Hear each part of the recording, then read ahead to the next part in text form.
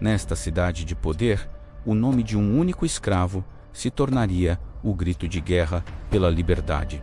Espartacus. Roma adorava seus jogos. Gladiadores lutando até a morte para entreter as massas.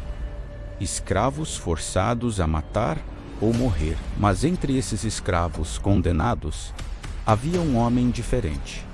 Um guerreiro, um líder. Um homem que se recusava a morrer como entretenimento. Seu nome era Espartacus. E ele faria algo impossível, algo impensável. Ele lideraria a maior revolta de escravos da história. Derrotaria os exércitos de Roma e quase destruiria a república mais poderosa do mundo.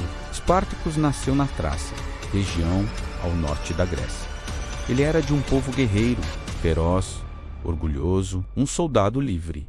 Mas Roma não respeitava a liberdade alheia. Espartacus foi capturado, provavelmente por desertar do exército auxiliar romano e condenado à pior humilhação possível para um guerreiro. Escravidão.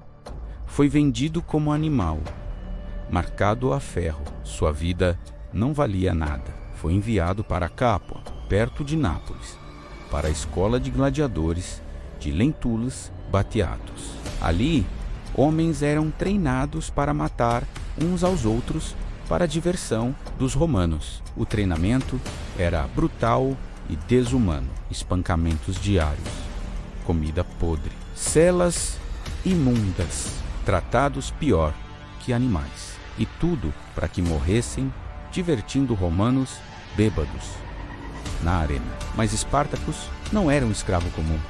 Era um líder nato. Estava planejando algo que mudaria Roma para sempre. 73 a.C. Espartacus reuniu cerca de 70 gladiadores dispostos a arriscar tudo. O plano era simples e desesperado. Fugir. Eles não tinham espadas nem armaduras, pegaram cutelos pesados e qualquer haste de metal, qualquer coisa que pudesse virar arma. E, então, atacaram.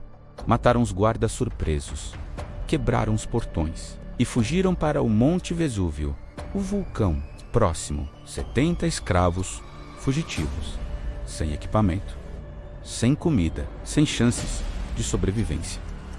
Roma enviaria tropas para esmagá-los facilmente, mas Espartacus não pensava em se esconder. Ele levantou uma bandeira no topo do Vesúvio e mandou uma mensagem ousada para Roma. Escravos, juntem-se a nós, lutem pela liberdade.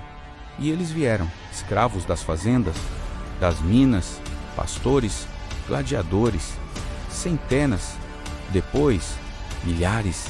Em semanas, Espartacus tinha 7.000 homens. Roma começou a sentir medo. Roma não podia permitir uma revolta de escravos. Enviaram 3.000 soldados sob comando do pretor Cláudio Gleiber para esmagar a rebelião. Glaber cercou o Vesúvio. Havia apenas um caminho, descendo pela montanha, e ele bloqueou. Deixem morrer de fome, pensou. Estão encurralados. Mas Espartacus era um gênio tático. Olhou para as vinhas selvagens crescendo pela montanha e teve uma ideia brilhante.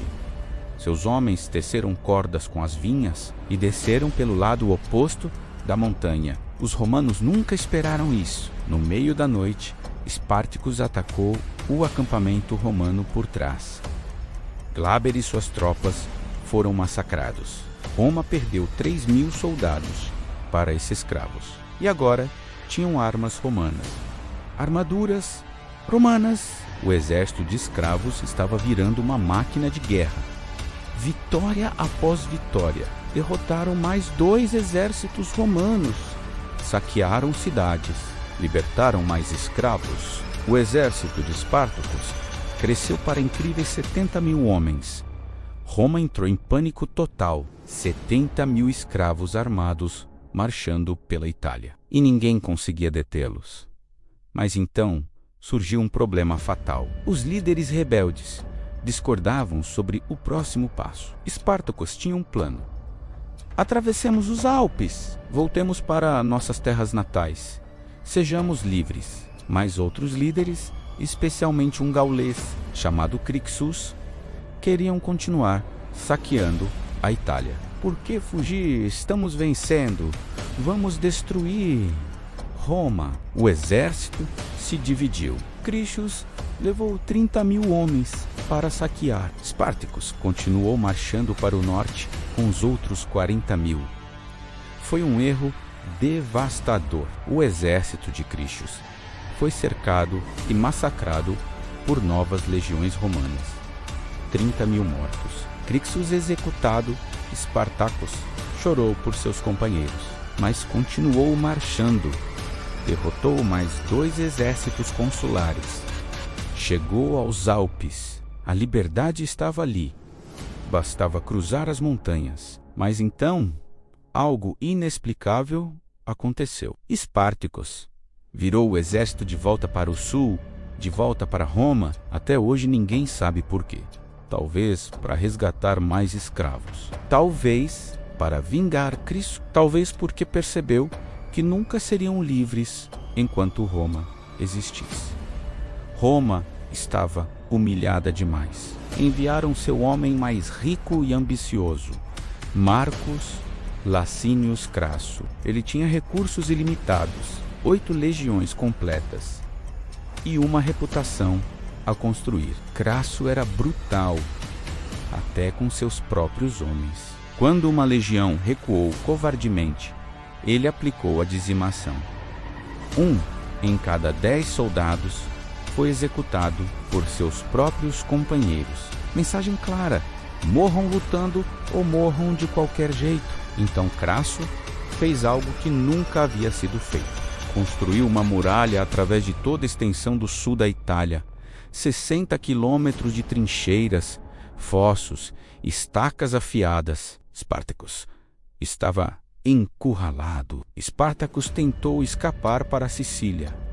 Piratas prometeram navios e depois traíram os rebeldes. Não havia mais saída.